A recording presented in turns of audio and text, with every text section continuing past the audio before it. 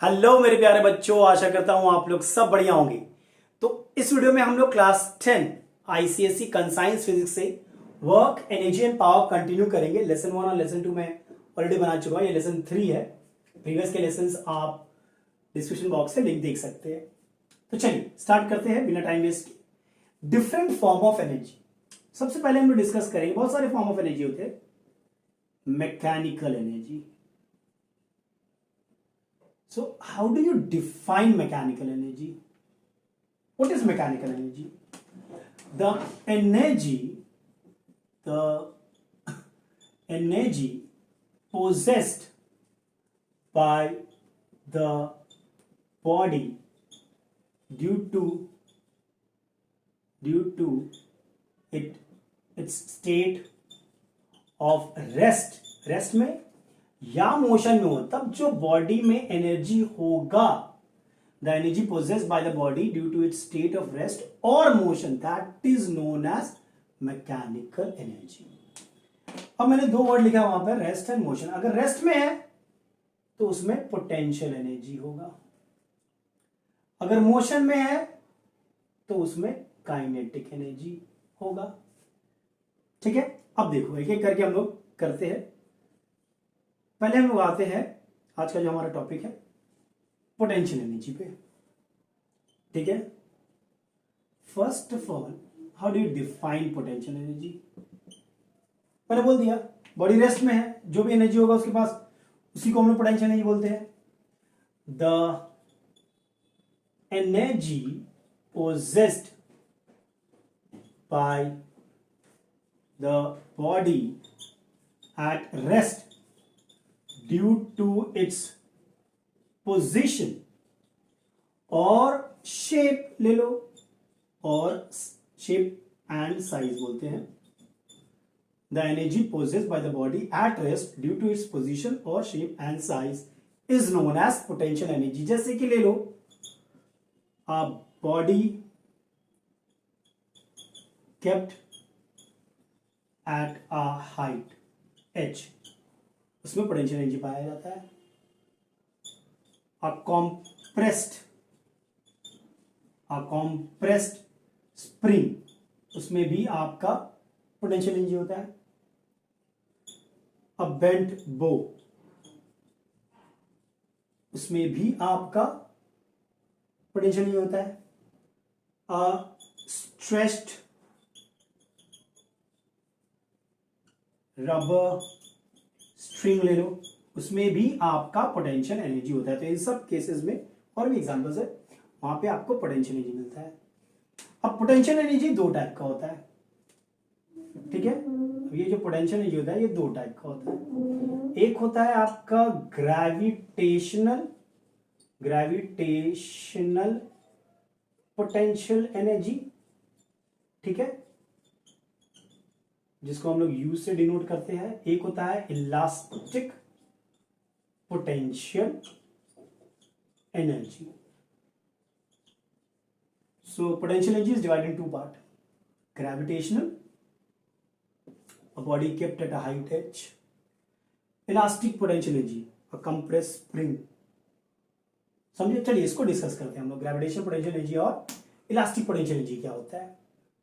तो potential energy को हमने दो पार्ट में डिवाइड किया, ग्रेविटेशनल पोटेंशियल एनर्जी और इलास्टिक पोटेंशियल एनर्जी। अब देखो, we know every body is attracted towards the earth, वो अट्रैक्टिव फोर्स होता है due to gravity, that is known as force of gravity.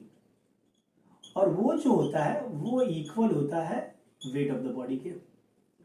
तो the potential energy possessed by a body due to force of gravity के कारण जो आप potential energy poses कर रहा है बॉडी, ठीक है, उसी को हम लोग बोलते हैं gravitational potential energy. The potential energy possessed by the body due to the force of gravity is known as gravitational potential energy, उसी को हम लोग बोलते हैं। समझे? अब देखो ध्यान से, अरे बाबा, energy is the capacity of a body to do work, खत्म। ओके, सो अब एट इंफिनिटी मान लो, एट इंफिनिटी फ्रॉम अर्थ, ठीक है, यहां पे मेरा पोटेंशियल एनर्जी क्या होगा, जीरो होगा, क्योंकि यहां पे फोर्स ऑफ ग्रेविटी तो नहीं होगा। एट इंफिनिटी क्या हम एक ऐसा पॉइंट मानते हैं जहां पे बॉडी पे कोई भी फोर्स ऑफ ग्रेविटी एक्ट नहीं करता हो, तो वहां पे पोटेंशियल मेरा जीरो होगा। दैट्स सिंपल, है कि नहीं। अब समझो इस बात को। अच्छा, उससे पहले potential energy at a point हम लोग कैसे कैलकुलेट करते हैं। सपोज ये अर्थ है, ये आपका एक पॉइंट है, तो यहां पे पोटेंशियल एनर्जी क्या होगा due to the force of gravity. तो समझो ये आपका इंफिनिटी पॉइंट था, ठीक है, बी, ये इंफिनिटी पॉइंट है। अब इस पॉइंट से अगर तुम बॉडी को यहां पे लाओगे ए पॉइंट पे, तो you need to do some work, you need to do some work, yes और नो। उसी को हम लोग बोलते हैं potential energy at a point. The amount of work done in bringing a body from infinity to that point, उस point पे लाने के लिए कितना काम करना पड़ेगा।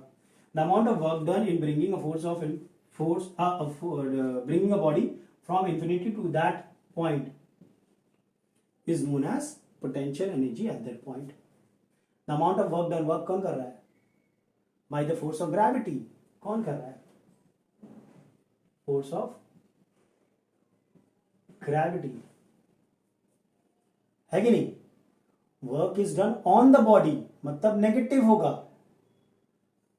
मतलब पोटेंशियल एनर्जी जो है, gravitation potential energy of a body at a point हम लोग नेगेटिव लेते हैं, ठीक है। अब इस बात को समझो। So we are thorough with what is potential energy at a point, the amount of work done by the force of gravity in bringing a body from infinity to that point. काम कौन कर रहा है, force of gravity, force से हो रहा है। Work is done on the body, negative, तो पोटेंशियल एनर्जी क्या होगा, नेगेटिव होगा मेरा एट अ पॉइंट। अब थोड़ा इस बात को समझिए आप लोग, ध्यान से देखिएगा। जैसे जैसे आप हाइट इंक्रीज करते हो, जैसे जैसे मैंने बोला ना eight infinity from earth potential energy zero होगा। कैसे होगा, देखो ध्यान से। जैसे जैसे आप हाइट इंक्रीज करते हो, जो वैल्यू ऑफ जी है वो डिक्रीज होता है, जो वैल्यू ऑफ जी है वो डिक्रीज होता है। और इसका मतलब क्या है, अगर वैल्यू ऑफ जी डिक्रीज होगा हाइट से, ये हम लोग क्लास 11 में पूरा डिटेल में पढ़ेंगे हम लोग, ठीक है। आप जैसे जैसे हाइट बढ़ता है, जो जी का वैल्यू होता है वो घटता रहता है, okay, the force of gravity decreases. अब जैसे जैसे हाइट बढ़ेगा, ग्रेविटी डिक्रीज होगा, तो फोर्स ऑफ ग्रेविटी डिक्रीज होगा, होगा कि नहीं। And since the work is done against gravity, work is done against gravity, समझो बात को, पोटेंशियल एनर्जी आपका इंक्रीज होगा। अब ध्यान दीजिए, पोटेंशियल एनर्जी को मैंने नेगेटिव लिया है। सपोज यहां पे पोटेंशियल एनर्जी था -10, सपोज -10 जूल। आप अगर इसका हाइट बढ़ा रहे हो तो ये क्या हुआ, इंक्रीज होगा, मतलब -10 से -8 हो जाएगा, और बढ़ाओ -6 हो जाएगा। ऐसे करते करते करते इंफिनिटी में क्या होगा, एक ऐसा पॉइंट भी होगा ना कि -6, -5, -4, -3, -2, -1, 0। तो एट इंफिनिटी क्या हो जाएगा, potential energy, gravitational potential energy of a body will be 0, ठीक है। तो ये था आपका ग्रेविटेशनल पोटेंशियल एनर्जी। अब देखते हैं how do you measure gravitational potential energy. अच्छा, हम लोग ग्रेविटेशनल पोटेंशियल एनर्जी को मेजर कैसे करते हैं, देखो ध्यान से। सपोज अर्थ सरफेस है और एक बॉडी ए है, वो हाइट h पे रखा हुआ है, ठीक है। तो what will be the gravitational potential of this body at a height h is measured by the amount of work done in taking the body to the height h, कितना काम करना पड़ेगा यहां से इस बॉडी को यहां ले जाने में, against the force of gravity, against the force of gravity, कितना काम आपको करना पड़ेगा, वही होता है gravitational potential energy. The work done, उसी को मेजर को वही स्टोर होता है in the form of gravitational potential energy. अब मान लो बॉडी का मास था m, सो वर्क डन क्या होगा यहां पे, in taking a body from this point to this point, from the on the surface of earth to the height h, ठीक है। यहां पे क्या होगा, देखो, of course without acceleration, okay. So work done हमको पता है फोर्स इनटू डिस्प्लेसमेंट होता है, ठीक है। फोर्स क्या होगा, the minimum amount of force required take the body from here to here will be the weight of the body, है कि नहीं, वो होता है mg। डिस्प्लेसमेंट कितना है, h है, स्मॉल h ले लेते हैं because small he h use होता है, ठीक है। तो वर्क डन क्या होगा, mgh, यही होगा ना, और यही तो स्टोर होता है in the form of gravitational potential energy. So the gravitational potential energy of a body at a height h above the ground is mgh. Of course, we have taken कि यहां पे on the ground जो gravitational potential energy है u वो zero है, समझे, यहां पे जीरो लिया हम लोगों ने, ठीक है। यानी कि कुछ नहीं है, अगर आप ध्यान से देखो तो gravitational potential energy of a body at a point A at a height h above the ground is nothing but increase in potential energy, है कि नहीं, यहां जीरो था, यहां पे mgh हो गया, ठीक है। यानी कि देखिएगा ध्यान से, ये क्लियर है। तो हमारा पोटेंशियल एनर्जी क्या होगा, mgh होगा, you will be mgh, gravitational potential energy of a body at a height h। अब ध्यान से देखिएगा, अगर कोई बॉडी सपोज ये है h1 हाइट, यहां पे है, उसको आप यहां पे ले गए b पे, आप उसको यहां से यहां ले गए, ऊपर ले गए एट अ हाइट h1, वो पहले से था, उसको आप h2 पे ले गए, तो यहां पे क्या होगा, यहां पे गेन इन पोटेंशियल एनर्जी होगा। और गेन इन पोटेंशियल एनर्जी क्या होगा, इस जगह पे पोटेंशियल एनर्जी क्या होगा, mgh2, इस जगह पे क्या होगा, mgh1, तो गेन इन पोटेंशियल एनर्जी क्या होगा, mgh2 माइनस mgh1, यानी कि mgh2 minus h1, this is the gain in potential energy when a body from a height h1, of course h2 is greater than h1, is taken to a height h2 where h2 is greater than h1, समझे, that is a gain in potential energy, potential energy increase होगा। और अगर कोई body नीचे गिर रहा है, suppose ये B था, B से A पे आया है, सपोज ये हाइट h1 था और ये हाइट h2 है, यहां पे h1 जो है वो बड़ा है h2 से, potential energy at a point B will be more as compared to potential energy at point A, which means यहां पे क्या होगा, लॉस इन पोटेंशियल एनर्जी होगा, loss in potential energy, initial minus final होगा। यानी यहां पे you know at height h1 vertically above, ठीक है, यहां पे क्या होगा, यहां पे होगा आपका mgh1, यहां पे होगा mgh2, और डेफिनेटली यहां पे mgh1 ग्रेटर होगा क्योंकि h1 बड़ा है, देख लो ध्यान से, that is mgh1 minus h2, this is the loss in potential energy, energy कम हुआ है बॉडी का, सही है। तो ये था the measurement, how do you measure, ठीक है, gravitational potential energy of a body at a height vertically above the ground at height h, ठीक है। चलो इलास्टिक पोटेंशियल एनर्जी थोड़ा डिस्कस कर लेते हैं अब। इलास्टिक पोटेंशियल एनर्जी, अब देखना ध्यान से, अगर एक नॉन रिजिड बॉडी में आप एक एक्सटर्नल फोर्स अप्लाई करते हो, एक एक्सटर्नल फोर्स, तो उसका इफेक्ट क्या होता है?